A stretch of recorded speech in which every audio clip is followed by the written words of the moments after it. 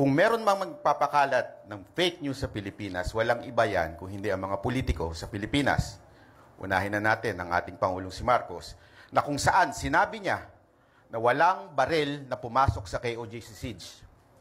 Kitang-kita po sa social media, naka-live ang mga vloggers doon, may baril ang mga pulis na pumasok doon. Ako po, naandun, nakita ko ng aking mata na may dalang mahabang baril si Torre. Ang tanong ay ito, bakit ni isang mainstream media walang pumuna sa maling ito? Alam niyo ang sagot? Simple lang. Sabi nga ni Sir Verhel, organisado ang mainstream media. Organisadong hindi sila pwedeng magsalita kung walang utos galing Kaya sa kanina, taas. sabi nga natin, siguro kaya yung social media influencers ay nasasabing hindi organisado. Dahil unang-una pa lang, meron ditong house rules na huwag babanggitin. Sana ang mga events o tao o okasyon na hindi kasama rito sa itong ating programa ngayon. Pero tanungin ko na po, si Mr. Byron, you live to your name. You live up to your name, Banat. So when you said na walang utos galing sa taas, okay, paano mo, o hindi, ano ang ginawa mo to verify this? Meron ko bang pinatutungkalan? Network ba ito? Mainstream ba ito? At ano ang ginawa mong paraan para ma-verify ito para yung sinasabi mong walang utos galing sa taas ay masabi mo sa taong bayan na totoo? Kailangan natin tingnan ng mga pangyayari. Una sa lahat, napaka-obvious. Obvious sa social media, lumabas, kung ito yung pinatutukuyan nyo, ma'am, na may baril po ang mga pulis. Yan po. Excuse me po, I would like to cut Mr. Byron. Apa. My only question is, ano ang ginawa mo to verify na walang galing na utos o walang utos na galing sa taas? We don't have to mention the event. I just want to know, ano yung ginawa mo para malaman mo kung may katotohanan na walang utos sa taas?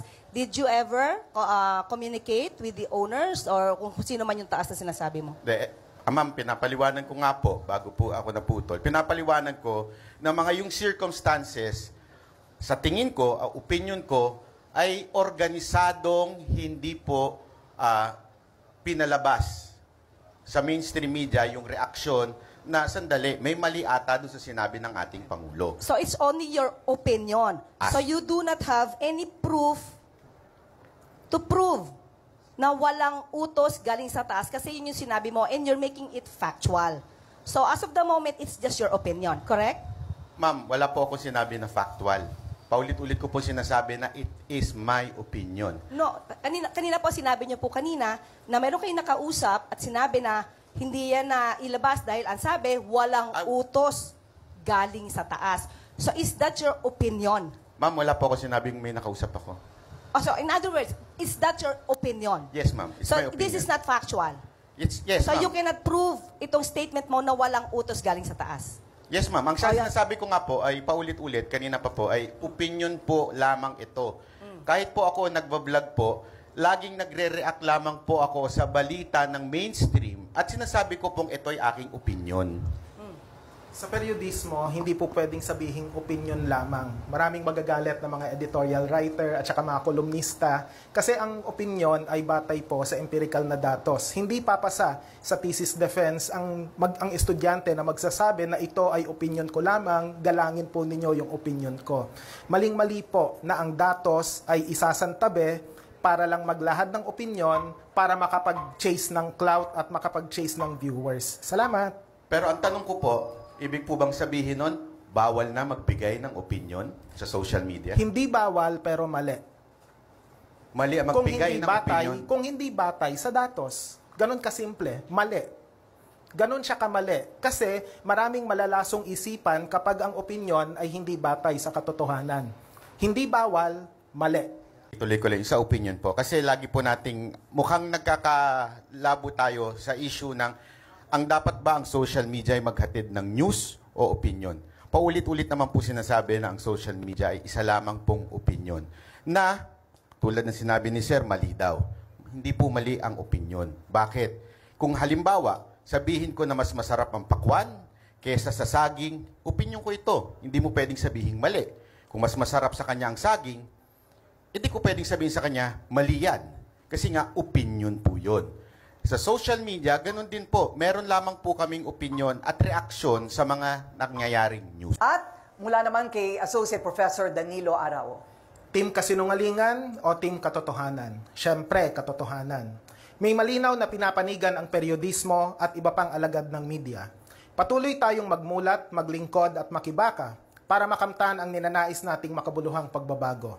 Ang retorika ng di umanong bagong Pilipinas ay dapat suriin din sa konteksto ng lumang kaayusang hindi naman nababago at hindi mababago hanggat may pansariling interes na itinataguyod ang mga nasa kapangyarihan.